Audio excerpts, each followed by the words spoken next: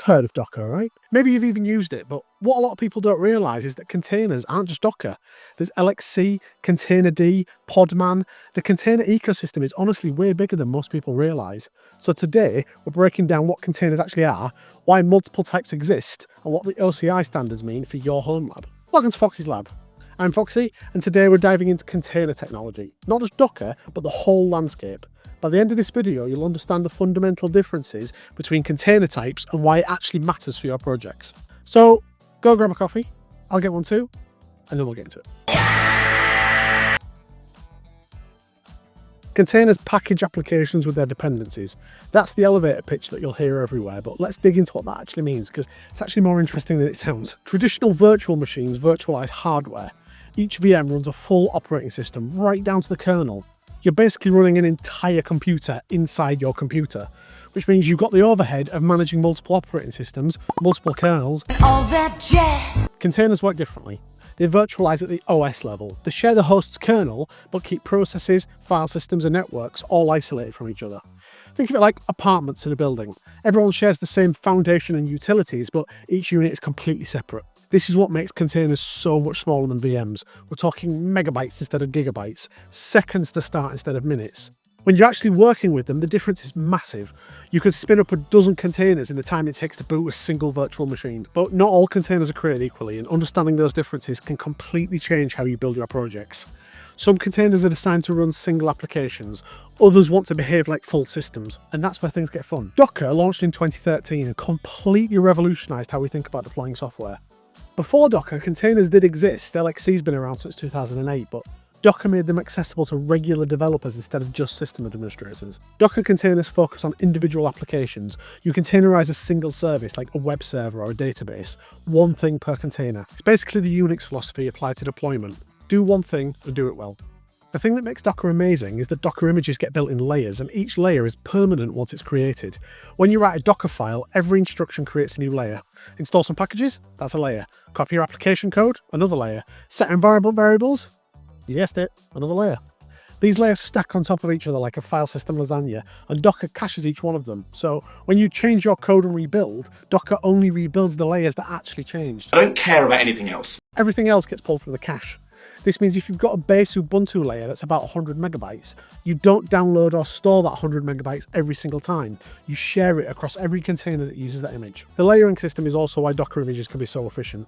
If you're running 10 different Node.js applications, they can all share the same base Node.js layers. You're only storing the differences. Another major selling point is that the Docker ecosystem is huge. Docker Hub hosts millions of images, so the chances are good that somebody's already containerized what you need. Docker Compose lets you orchestrate multi-container apps with a single YAML file, defining your entire stack, database, cache, web server, everything, and bringing it all up with one command. Many server OS applications like Unraid and TrueNAS come with their own app store, which is basically just a curated library of Docker images with OS-specific presets already configured. Super handy. Most developers hit Docker first when they get into containers, and to be fair, that makes perfect sense. The tooling is mature, the documentation is everywhere, and you can get something running in minutes. But Docker uses a background service to manage everything. There's a program called Dockerd that runs constantly in the background, and it handles all of your containers using OS-level admin privileges. Everything talks to that background service through an API. This works great for most use cases, but it does mean you've got a single, always running process with elevated powers managing your entire container infrastructure. That doesn't sound safe at all. Now, LXC, or Linux containers, takes a completely different approach. LXC's been around since 2008, longer than Docker, and it was built to solve a different problem. LXC containers behave like lightweight virtual machines. You boot a full Linux distribution inside one. It's got its own init system, it runs multiple services. It genuinely feels like a complete system when you're working within it. You SSH in, install multiple packages, manage services with systemd, run cron jobs, the lot. It's basically a VM without the virtualization overhead. If you use Proxmox, you might already know LXC. Proxmox uses it for system containers alongside KVM for virtual machines. The resource efficiency is compelling when you're running a home lab. You get that VM-like flexibility for running multiple services together, but you're not burning CPU cycles emulating hardware or running multiple kernels. The philosophy differs fundamentally from Docker. With Docker, containers are disposable. You destroy and recreate them constantly. Need to change something? Rebuild the image. Kill the old container? Spin up a new one. Docker wants you to treat containers as ephemeral. LXC is the opposite. You treat LXC containers like persistent systems. You log in, make your changes, install updates, and they stick around. The changes are permanent. This makes LXC feel more like traditional systems administration, which can be either a benefit or a drawback depending on your workflow. LXC is also what Docker originally used under the hood. Early versions of Docker were basically a wrapper around LXC that made it easier to work with. Docker later moved to their own runtime implementation called libcontainer, which eventually became runc, but the LXC heritage is still there. So when do you choose LXC over Docker? When you need that full system environment. Maybe you're running a legacy application that expects to control multiple services, or you're testing different Linux distributions, or you just want to squeeze every single last bit of performance out of Proxmox without full virtualization overhead. LXC excels in those scenarios. In 2014, the DevOps community faced a little bit of a problem. Docker was dominating, but it was also a single company controlling what was starting to become a critical infrastructure layer. You also had other projects like RKT from CoreOS trying different approaches. LXC was doing its own thing. The ecosystem was fragmenting. So how do you stop this from becoming a mess where picking one tool locks you into that vendor's ecosystem? How do you make sure that innovation can happen without breaking compatibility? That's where the Open Container Initiative comes in. It was formed in June 2015 by Docker, CoreOS, and other leaders in the container space. They formed under the Linux Foundation, and the goal was simple: create open standards that everyone agrees on. The OCI currently has 3 specifications, but only 2 really matter here. The runtime specification defines how to run a container. It describes what a runtime needs to do, how to create a container, how to start it, stop it, delete it, and all of the lifecycle operations. It also defines the container configuration format. Any OCI-compliant runtime can execute OCI containers, which is exactly why Podman can run Docker images without having to convert them. They're both following the same specification. The image specification defines how container images get structured and distributed. It specifies the format of image manifests, how layers are organised, and how image metadata is stored. OCI images work across different tools, so you're not stuck with one vendor's format. There's also a distribution specification of how images get pushed and pulled from registries, but that's less commonly discussed, and not all that interesting here. The thing that is interesting is that Docker actually uses OCI compliant components under the hood. The Docker runtime containerd is OCI compliant, so when you run a Docker container, containerd is handling the actual container lifecycle using runc, which implements the OCI runtime spec. Nerdy stuff. The important thing is interoperability. Docker, Podman, containerd, and CRIO all work with OCI standards in some form, so container images and runtime behaviour are much more portable than they used to be.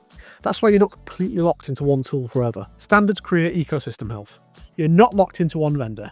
Companies compete on features and user experience instead of compatibility, and your investment in learning containers isn't tied to a single company's product roadmap. When Docker changed their licensing terms for Docker Desktop, developers could just move over to Podman or other alternatives without rebuilding everything. I've said it before and I'll say it again. That's what open standards get you. It's probably worth mentioning a couple of other runtimes you might encounter. Containerd is what Docker uses internally, but you can use it directly.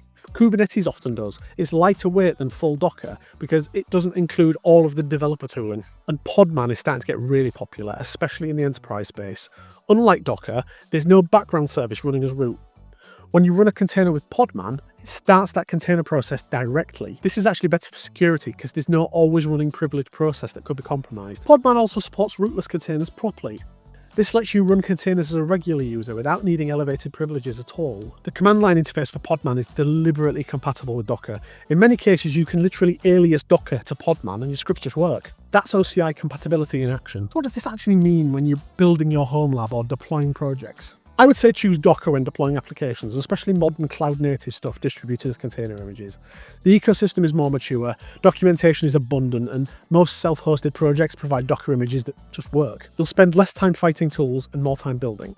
Docker Compose makes multi-container setups trivial. The developer experience is polished. This is especially true if you're using Unraid or TrueNAS, which has Docker built into it and easily supports installing and running community Docker applications as if they were native apps. Choose LXC when you need a full system environment. Maybe you're running multiple services designed to work as traditional Linux stack, like a full LAMP setup where everything expects to be on the same system, or if you're testing different Linux distributions, or if you're on Proxmox and you want to maximize resource efficiency without full virtualization overhead. LXC gives you that flexibility. I think I've said that before. It's a good idea to learn a bit about OCI because it protects your future. Tools evolve, business models change. Docker Desktop licensing changed in 2021. Suddenly it wasn't free for larger companies anymore. Developers moved to Podman overnight, and they could do that without rewriting everything because of OCI compliance. Your skills transfer, your images work. You're not locked in. Understanding containerd matters if you're working with Kubernetes or if you're building custom tooling. You might not need full Docker, just the runtime components. Containerd gives you that without the extra weight. Container technology isn't just one thing, it's an ecosystem of tools solving different problems. Docker for application deployment, LXC for system containers, Containerd for minimal runtime overhead, Podman for security-conscious environments. They all have their place, and understanding the landscape helps you to make informed decisions instead of just following whatever tutorial you found first. So that's containers. Docker, LXC and the OCI standards tying it all together.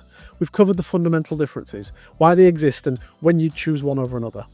The key takeaway here is that containers aren't just Docker, and understanding your options gives you flexibility. Whether you're running a home lab, deploying production services, or just learning technology, knowing the landscape makes you better equipped to choose the right tools. And knowing is half the battle. G.I. Joe! Experiment with all of them if you can. Spin up some Docker containers, try LXC and Proxmox if you've got it, and have a play with Podman. See what fits your workflow. Privacy, local control, and actually understanding your stack is exactly what this channel's all about, and containers are a massive part of that story. If this helps, give me a like and hit subscribe.